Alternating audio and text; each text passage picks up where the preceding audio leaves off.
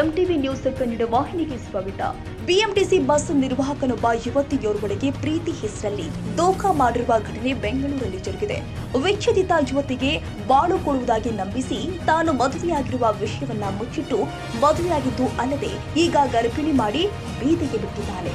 MS ಪಾಳ್ಯ ಯಲಹಂಕ ನಡುವೆ ಸಂಚರಿಸುವ ಬಸ್ಸಿನ ಕಂಡಕ್ಟರ್ ಆಗಿದ್ದ ಮಂಜುನಾಥ್ಗೆ ಮದುವೆಯಾಗಿ 2 ಮಕ್ಕಳು ಕೂಡ ಇತ್ತು. ಆದರೂ ಪ್ರತಿದಿನ ಬಸ್ನಲ್ಲಿ ಸಂಚರಿಸ್ತಾ ಇದ್ದ ಯುವತಿಯೊಬ್ಬರೊಡನೆ ಸಲಿಗೆ ಬೆಳೆಸಿಕೊಂಡಿದ್ದ. ಆತ್ಮೀಯತೆಯಿಂದ ಆಕೆಯೂ ಕೂಡ ತನಗೆ ವಿಚ್ಛೇದನವಾಗಿರುವ ವಿಷಯ ಹೇಳಿಕೊಂಡಿದ್ರು. ಇದನ್ನೇ ಬಳಸಿಕೊಂಡ ಮಂಜುನಾಥ್ ತನಗೆ ಮದುವೆ ಆಗಿಲ್ಲ ಎಂದು ನಂಬಿಸಿ ಯುವತಿಯೊಡನೆ ಜಾಲಿ ಟ್ರಿಪ್ ಶುರು ಹಂಚಿಕೊಂಡಿದ್ದ. ಯುವತಿಯ ಬಳಿಕ ಮನೆಯವರ ವಿರೋಧದ ನಡುವೆಯೂ ಆಕೆಯನ್ನ ದೇವಸ್ಥಾನದಲ್ಲಿ ಮದುವೆಯಾಗಿದ್ದ. ಬಳಿಕ ಆಕೆಗೆ ಈತನಿಗೆ ಮೊದಲೇ ಮದುವೆಯಾಗಿರುವ ವಿಷಯ ಗೊತ್ತಾಗಿತ್ತು. ಆದರೆ ಅಷ್ಟರಲ್ಲಿ ಆಕೆ ಗರ್ಭಿಣಿಯಾಗಿದ್ದು ಕಂಡಕ್ಟರ್ ಆಕೆಯನ್ನ ಕೈಬಿಟ್ಟಿದ್ದ. ಈಗ ತನಗೆ ನ್ಯಾಯ ಕೊಡಿಸುವಂತೆ ಯುವತಿ ಪೊಲೀಸರ ಮೊರೆ ಹೋಗಿದ್ದು ಕಂಡಕ್ಟರ್ ಮಂಜುನಾಥ್ ವಿರುದ್ಧ ಈಶಾನ್ಯ ಡಿಸಿಪಿಗೆ ದೂರು ಕೊಟ್ಟಿದ್ದಾರೆ. ನಮಸ್ತೆ, ನಾನು ಕಾವ್ಯ ಅಂತ ಹೇಳಿಬಿಟ್ಟು ನನಗೆ ಹೀಗೆ ಬಸ್ಸಲ್ಲಿ ಓಡಾಡ್ತಾ ಇರುವಾಗ BMTCನಲ್ಲಿ ಕೆಲಸ ಮಾಡ್ತಾರಂತ ಮಂಜು ಅನ್ನೋರು ನನಗೆ ಪರಿಚಯ ಆದಮೇಲೆ ನನಗೆ ಪ್ರೇಮ ಆಯಿತು. ಡಬಲ್ ಇದ್ವಿ. ಅದಾದಮೇಲೆ ಒಂದು 6 ಮಂತ್ಸ್ ಲಿವಿಂಗ್ ರಿಲೇಷನ್ಶಿಪ್ಪಲ್ಲಿದ್ವಿ. ಆಗಸ್ಟ್ 23ಕ್ಕೆ ಮದುವೆ ಆಗೋಣ ಅಂತ ಹೇಳಿ ಅವರೇ ನನಗೆ ಮದುವೆ ಮಾಡಿಕೊಂಡ್ರು. ಚಿಕ್ಕ ದೇವಸ್ಥಾನದಲ್ಲಿ ಕರ್ಕೊಂಡು ಹೋಗ್ತಾರೆ.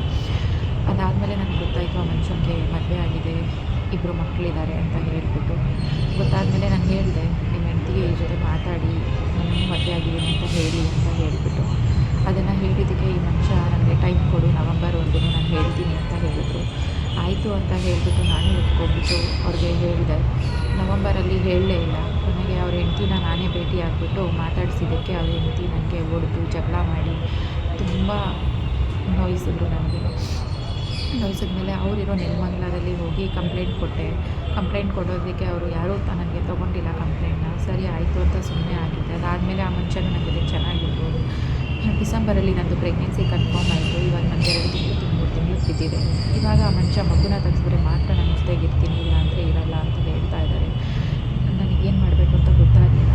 1 ತಿಂಗಳಾಗಿದೆ, ಮನೆಗೆ ಬಂದಿಲ್ಲ ಅವರು. ಇವಾಗ ಅದಕ್ಕೋಸ್ಕರನೇ ಓನರ್ ಕೂಡ ಕೇಳ್ತಾ ಇದ್ದಾರೆ ನನಗೆ, ಎಲ್ಲಿ ಅವನು ಬರ್ತಾ ಇಲ್ವಲ್ಲ, ಏನಾಗಿದೆ ಏನು ಅಂತ ಹೇಳಿಬಿಟ್ಟು. ಇದಕ್ಕೋಸ್ಕರ ನಾನು ನೆಲಮಂಗಲ ಪೊಲೀಸ್ ಸ್ಟೇಷನ್ಗೆ ಮೊನ್ನೆ ಹೋಗ್ಬಿಟ್ಟು ಶನಿವಾರ ಹೋಗಿ ಕಂಪ್ಲೇಂಟ್ ಮಾಡಿದ್ದಕ್ಕೆ ಅವರು ಅವ್ರನ್ನ ಕರೆಸ್ಬಿಟ್ಟು ಮಾತಾಡಿದಾಗ ಆ ಮನುಷ್ಯ ಹೇಳ್ದ ಈ ಥರ, ಇಲ್ಲ ನಾನು ಅವ್ರ ಜೊತೆಗಿರ್ತೀನಿ ಆಯಿತು ಅಂತ ಹೇಳಿಬಿಟ್ಟು.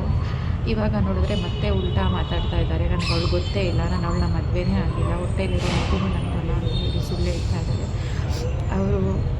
ಅವ್ರ ಬಗ್ಗೆ ನಾನೇನೂ ಮಾತಾಡಿಲ್ಲ. ಈಗ ನೋಡಿದ್ರೆ ಜಾತಿ ನಿಂದನೆ ಮಾಡ್ತಾಯಿದ್ದೀನಿ ಅಂತ ಹೇಳ್ಬಿಟ್ಟು ನನ್ನ ಮೇಲೆ ಸುಳ್ಳು ಆಪಾದನೆ ಕೂಡ ಹೊರಿಸ್ತಾ ಇದ್ದಾರೆ. ನನಗೇನು ಮಾಡಬೇಕು ಅಂತ ಗೊತ್ತಾಗ್ತಾ ಇಲ್ಲ. ತಾಜಾ ಸುದ್ದಿಗಾಗಿ ಎಂಟಿವಿ ನ್ಯೂಸ್ 24/7ಗೆ ಸಬ್ಸ್ಕ್ರೈಬ್ ಮಾಡಿ ಮತ್ತು ಬೆಲ್ ಐಕಾನ್ ಅನ್ನು ಒತ್ತಿ. ತಪ್ಪದೇ ಲಿಂಕ್ ಶೇರ್ ಮಾಡಿ.